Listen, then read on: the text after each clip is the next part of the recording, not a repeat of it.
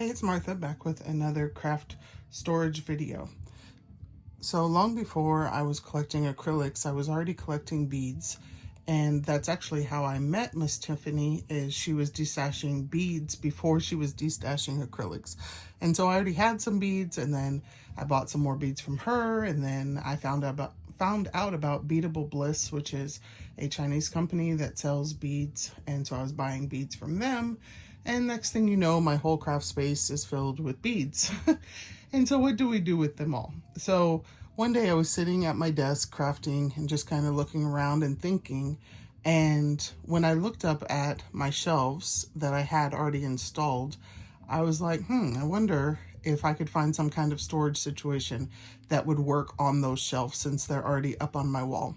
So these are Stampin' Storage CD cases or DVD case holders that are wall mountable, and I've had these for years, and they used to be filled with Stampin' Up stamps. Honestly, I don't use my Stampin' Up stamps as much as I used to. I've branched into other companies, but I'm not at the point of wanting to get rid of them yet. But I didn't feel like I needed them right at my fingertips. So I moved some of them off the shelves, and sure enough, these plastic containers from Amazon fit on them perfectly. It's like the shelves were made for them.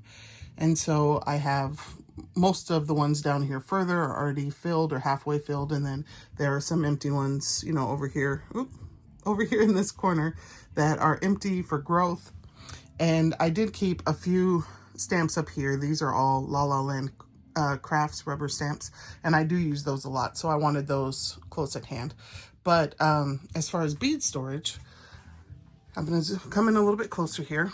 So I group like things together, kind of like I did with my acrylics. So you can see here on this side over here, there's some polka dots and some plaid, some swirls. Over here on this side, there's, you know, sugar beads and rhinestone beads. And, you know, they're just all kind of grouped together. I love how the colors blend, and just, it makes me happy when I'm sitting at my desk and I can look at all the things and see all the things. If I'm going to be making a beadable project like a pin or a keychain, I can kind of then say, okay, I want, you know, this or that, and it's all at, you know, right at eye level to my desk. And I can see what I have instantly. When Tiffany's doing her destashes, I don't have to run into my craft room and think, you know, oh, do I already have that? I can just glance up and see, oh, I already have those purple beads. I don't need more of those. Martha, stop buying things. But yeah, so this is working really well for me, and I just love how it turned out. If I had more wall space, I would really be in trouble, because I'd probably buy more of these shelves just because they're perfect for these containers. And I will make sure that I link them in the description box. There is the larger size container, which I believe is 46 or 48 ounces. And then the half containers I bought because sometimes you don't have 300 beads. Sometimes you only have 200 beads. And so I wanted some smaller containers also, so you can see the difference between, you know, the full size and then two halves fit there on that. And then I do have other bead storage, because, you know, like, what if you just have one small pack of like 10 of something? You know, how do you store those? So I'm going to show you those in just a second. Let me rearrange my camera and I will be right back. Okay, part 2 of how I store beads is this way. So I apologize in advance if you can hear music and talking in the background. My husband and kids are home, and my husband's music area connects to my craft room. We share a wall, so they are in there jamming out and having fun, and yeah. So I'm not mad at it at all, but you might be able to hear them in the background. It's okay though. So Meliza, who is Sinfully Paper on Instagram and YouTube, shared a link with me for these drawers way back when I was first trying to figure out how I was going to store beads. And they worked well for so long. I really, really like them. I will link these drawers also, the Amazon link for them. I'll put it in the description. They worked out really well, and they have 2 different configurations. There's one with a ton of small boxes, and then like this one over here on the side, there's a few bigger boxes along with the smaller boxes. And they fit in my space perfectly. I have 5 of them. and I really, really like them. The problem is that when you get into buying, 100 of a bead style, they don't fit anymore. But I did still keep these because when you just have 10 of something, they work perfectly.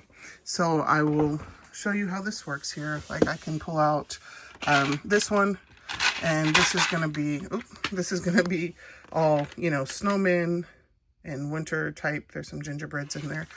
And they pull out completely. I do have some focal beads here. These are all Sanrio focal beads. They pull all the way out, which I love.